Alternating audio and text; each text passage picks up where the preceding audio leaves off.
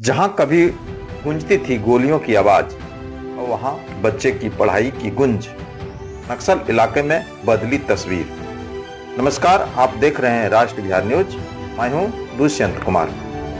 आज हम आपको वर्ष 1998 की दशक को फिर से याद दिलाना चाहूंगा, जब उस वक्त लाल आतंक के साए में लोग भयभीत की जिंदगी जी रहे थे। जहां सिर्फ गूंजती थी गोलियों की आवाज, कभी यहां खामोशी नहीं, खौफ बोलता था। जंगलों में गोलियों की गूंज और हर चेहरे पर डर का साया समाया हुआ था।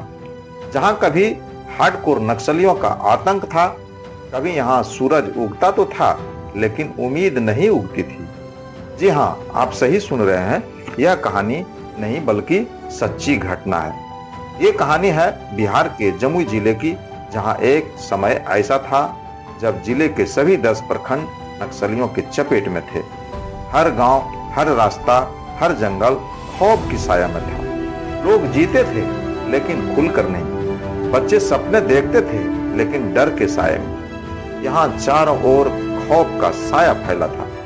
रात होते ही सन्नाटा पसर जाता था। कदमों की आहट भी लोगों को डरा देती थी। स्कूल थे लेकिन बंद पड़े थे।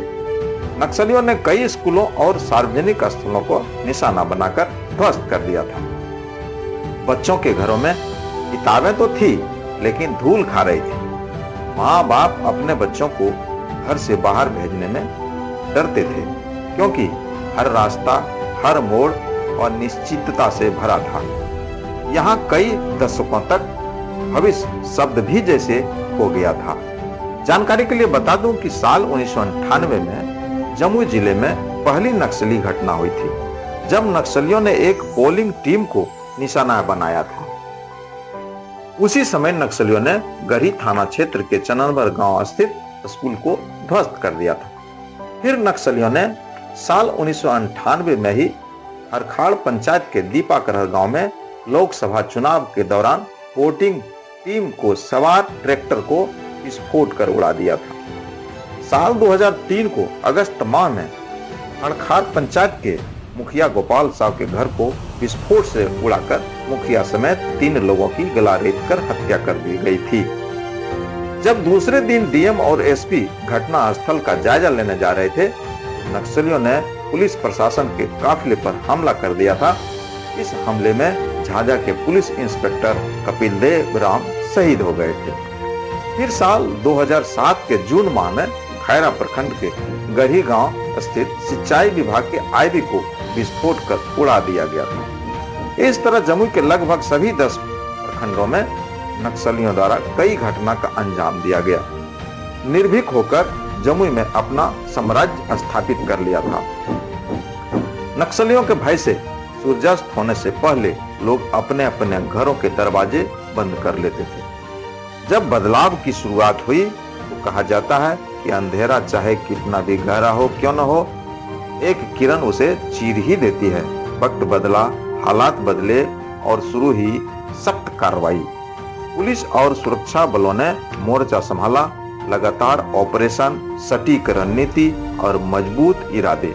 नतीजा ये हुआ कि दर्जनों नक्सलियों ने हथियार छोड़ दिए और समाज की मुख्य धारा में लौटने का फैसला लिया। यह सिर्फ आत्मनिर्भर ही नहीं था, ये एक नई जिंदगी की शुरुआत थी। आज का जमुई की तस्वीर बदल गई है। आज जब जमुई के उन्हीं इलाकों में जाते हैं तो तस्वीर बिल्कुल अलग दिखती है। जहां कभी गोलियों की गूंज थी, वहीं आज बच्चों के ककहरा की आवाज गूंज रही है। स्कूल फिर से खुल गए हैं। बच्चे यूनिफॉर्म में कंधे पर बैग लिए अपने सपनों की ओर बढ़ रहे हैं। इतना ही नहीं, सुरक्षा बल के जवानों के द्वारा समय समय पर वंचित बच्चों को भविष्य की उड़ान भरने के लिए पंख लगा रहे हैं। अब माताएं डर से नहीं बल्कि गर्व से अपने बच्चों को स्कूल भेजती है। जरा सोचिए, एक वो दौर था जब लोग सिर्फ जिंदा रहने की कोशिश कर रहे थे, और एक आज का दिन है जब लोग आगे बढ़ने का सपना देख रहे हैं। ये बदलाव आसान नहीं था। इसके पीछे है संघर्ष, साहस और सरकार की अनगिनत कोशिशें। जमुई की ये कहानी सिर्फ एक जिले की कहानी नहीं है, ये उम्मीद की कहानी है। कहते हैं कि अगर इरादे मजबूत हो तो सबसे अंधेरे इलाके में भी उजाला लाया जा सकता है। आज जमुई ठहाका मार कर कह रहा है कि डर खत्म होता है लेकिन हिम्मत हमेशा जीतती है। बस आज के लिए इतना ही। कैसी लगी यह जानकारी कमेंट में जरूर बताइएगा। ऐसे ही रोचक जानकारी के लिए हमारे चैनल को लाइक, शेयर और सब्सक्राइब जरूर कर लें। धन्यवाद।